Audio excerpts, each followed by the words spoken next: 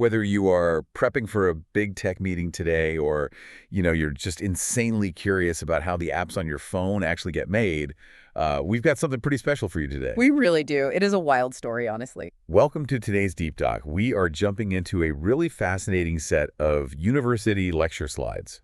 They are titled IT 2206 Fundamentals of Software Engineering. Yeah, specifically focusing on agile software development. Right. And our mission for this deep dive is, well, we want to uncover why traditional software projects used to just fail spectacularly and how this literal rebellion in the 1990s basically rewrote the entire rulebook of how teams build products. It was a complete paradigm shift. I mean, they had to do something. They did because, okay, get this, the slides drop this shocking statistic right off the bat. In the old days, 1 in every 2 traditional software projects used to exceed its budget by, wait for it, an astonishing 200%. Yeah, 200%. And that is if they even finished at all. I mean, these projects were routinely just outright canceled or, considered total failures by the very executives who asked for them in the first place. Which is just, how does a business even survive that? Well, to understand why a 200% budget overrun was somehow, acceptable, we have to look at the old way of doing things. Right. Which leads us to the fatal flaws of what the sources call the plan-driven method. Plan-driven. Which sounds good on paper, right? It does. And the most famous or maybe notorious version of this is the waterfall model. Ah, the waterfall model. I've heard of this. Yeah. The slides break it down into these very strict sequential phases. You start with requirement. Getting all the info up front. Exactly. Then you move to design, then development, which is the actual coding. Okay. Then testing, deployment, and finally, maintenance. Okay, let's unpack this because on the surface, isn't planning ahead just, common sense? You would think so, yeah. If it's like baking a massive 10-tier wedding cake, you want to plan.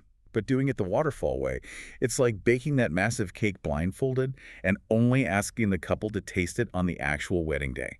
That is a great way to put it. Like, if they wanted chocolate instead of vanilla, you were completely doomed. You are totally doomed. And that's the core issue the slides point out. The waterfall model relies on entirely unrealistic assumptions. Like what? Well, it assumes that requirements can be perfectly predicted up front, that timeframes and budgets are just set in stone, and that user feedback isn't really valuable early on. Which is crazy when you think about how fast things change. Exactly. And this introduces a really crucial concept from the sources. They call it bundled risk.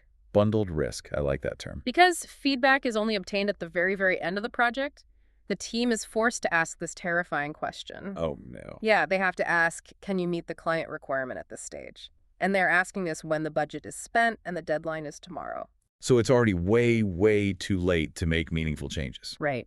Risk is bundled all at the end. If the foundation is wrong, the whole building comes down. Wow. So if bundling risk at the end ruins the cake, so to speak, I guess the natural solution is to, introduce more taste tests throughout the whole process. Exactly. You need to shift the focus to changing user expectations. And that's really what gave birth to the Agile movement. Because today, success isn't just about, delivering functions.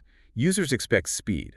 They expect accuracy and, really good usability. They absolutely do. The slides actually call out giants like YouTube and Google and Facebook as the ones setting these modern standards. Yeah. And to survive in this fast-changing environment, these agile development methods started emerging in the late 1990s. The whole goal was to radically reduce delivery time and overhead. Just got the bloat. Yes. And it all kind of crystallized with the 2001 Agile Manifesto. Ah, 2001.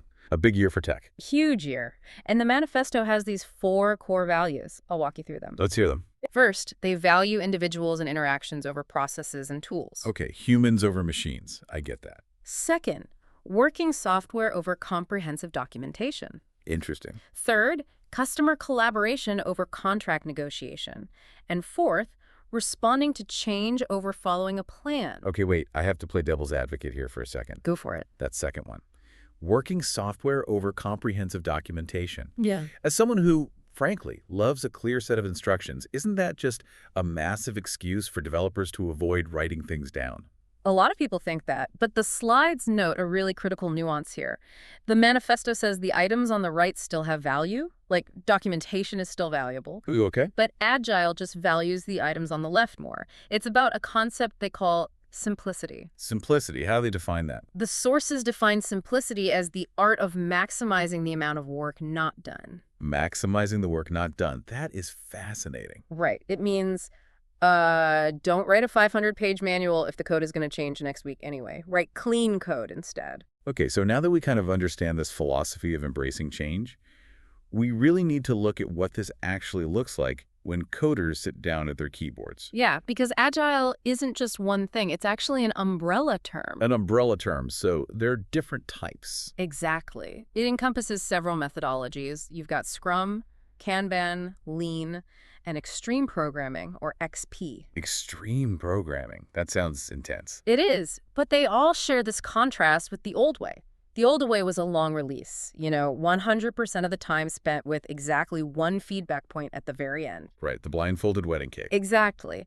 But Agile uses short releases, so maybe 25% increments. Which gives you critical feedback points. Yes. You can do corrections, modifications, you can reprioritize based on what the client actually wants right now, and do usability analysis. Here is where it gets really interesting, though. You mentioned extreme programming, XP.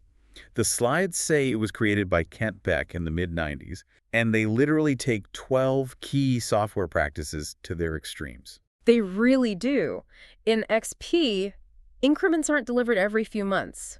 They're delivered every 2 weeks. Wow, 2 weeks. And internally, new versions might be built and integrated several times a single day. That is moving so fast. Yeah. But how do they not break everything moving at that speed? Well, XP relies heavily on automated testing frameworks. The slides specifically mention one called Junit. Junit, okay. Yeah.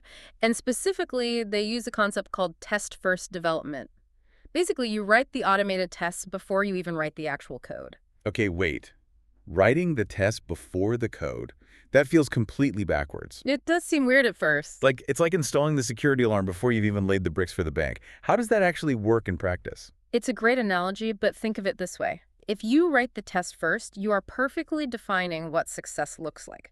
You write a test that says, if I click this button, the shopping cart updates. Right. The test fails immediately because the button doesn't exist yet. Oh, I see. Then you write the exact minimum amount of code required to make that specific test pass. It goes right back to that simplicity concept.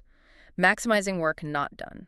So you never accidentally build features nobody asked for. Exactly. Man, building the bank backwards like that, it requires an incredibly specific and motivated team dynamic, doesn't it? Oh, absolutely. It's intense. So moving from the mechanical process of coding, we really need to focus on the human beings executing this Agile framework. And Agile is hyper-focused on human bandwidth. The principles say business people and developers have to work together daily. Daily. Yeah, daily. And they believe that face-to-face conversation is just the most efficient method of conveying information. Which is huge.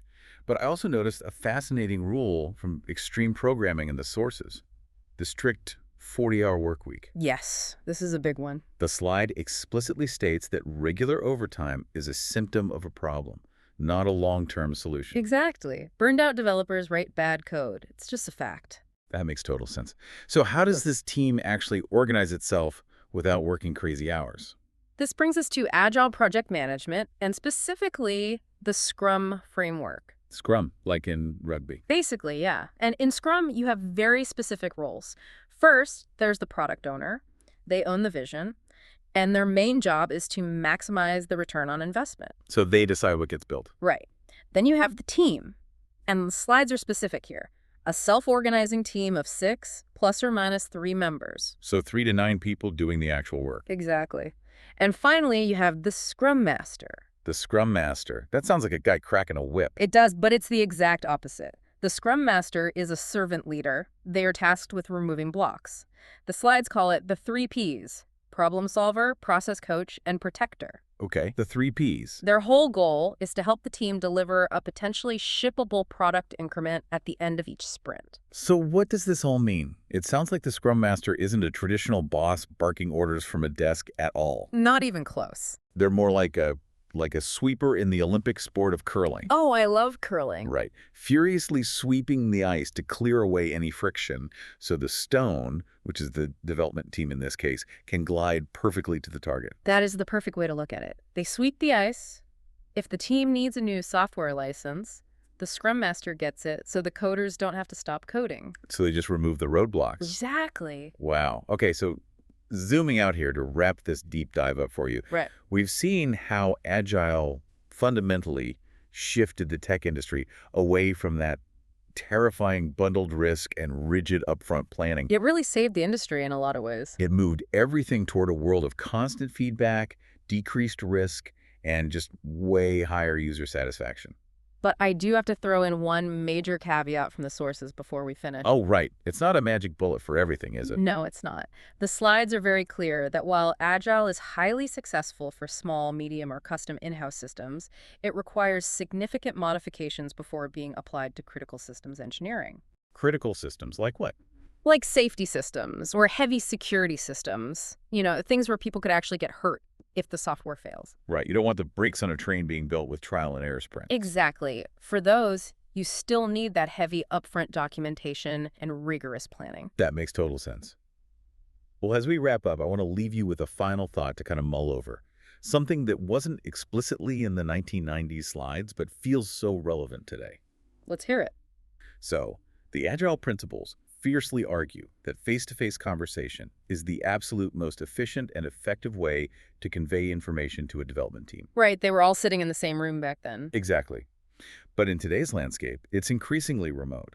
It's work from home, globally distributed teams on different time zones. Ooh, yeah. So the question is, how do modern software teams remain truly agile without losing that crucial, totally irreplaceable human bandwidth of being face-to-face? It is a massive challenge for teams right now, figuring out how to adapt those core principles over video calls and chat apps. It really is. Something to think about next time your app gets a seamless update. Thanks for joining us, and we will catch you on the next deep dive.